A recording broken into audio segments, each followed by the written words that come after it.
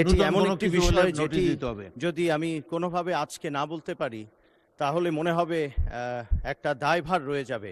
এটি চট্টগ্রামের জন্য এই মুহূর্তে সবচেয়ে বড় সমস্যা এবং এটি এক মিনিটেই আমি বলতে পারবো।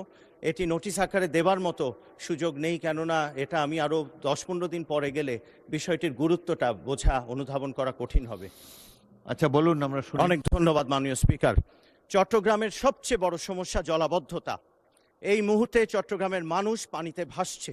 সাধারণ মানুষের যাদের বাসা ছিল না তারা তাদের জীবন আসলেই আক্ষরিক অর্থে পানিতে ভাসছে এবং আমাদের পানি গলা পর্যন্ত পুরো চট্টগ্রাম জুড়ে মানুষ ভাবতে শুরু করেছে যে চট্টগ্রামের এই সমস্যার কোনোদিন সমাধান হবে না। আমাদের মাননীয় প্রধানমন্ত্রী, মানবিক প্রধানমন্ত্রী, তিনি সবসময় মৌলিক জায়গায় হাত দেন।